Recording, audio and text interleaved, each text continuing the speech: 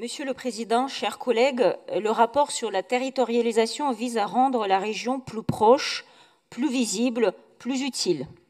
Nous partageons cet objectif. Mais pour que cette proximité soit réelle, deux conditions s'imposent. La lisibilité pour l'usager et l'évaluation du service rendu. Aujourd'hui, la région compte 6 maisons de la région et environ 170 agents y travaillent. Mais soyons lucides, qui connaît vraiment ces maisons? La plupart des citoyens ignorent jusqu'à leur existence.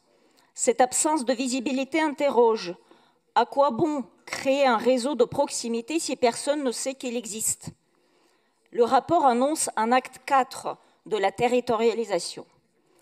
Plus de maisons, plus de missions, plus d'événements. Mais malheureusement, aucun bilan n'est fait des 3 premiers actes. Que font exactement ces maisons? Pour qui et avec quels résultats? Quelle articulation des maisons de la région avec les autres administrations locales et collectivités? Combien de citoyens accueillis?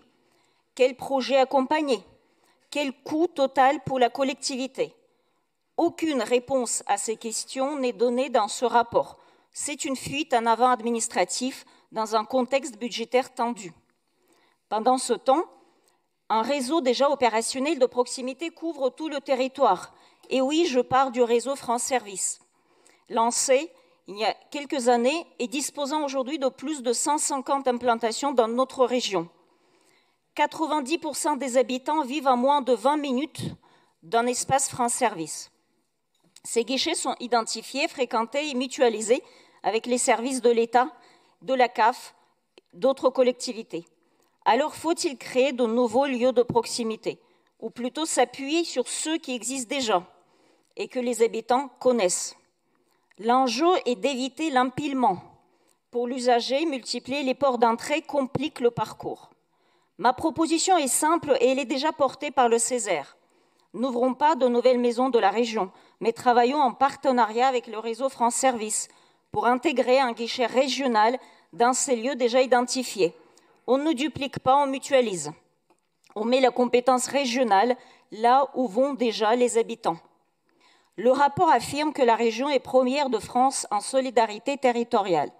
Mais dans le budget, la réalité est plus nuancée. Entre 2021 et 2024, les crédits d'aménagement du territoire ont baissé d'environ 32% et de 21% pour les zones rurales. On ne peut pas prétendre renforcer la territorialisation tout en réduisant les moyens d'action dédiés. Monsieur le Président, chers collègues, nous croyons à la région proche.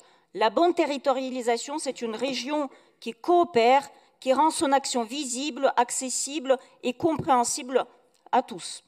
C'est cette exigence de clarté et de cohérence que nous portons ici, dans un esprit constructif, pour une région plus efficace et plus lisible. Je vous remercie.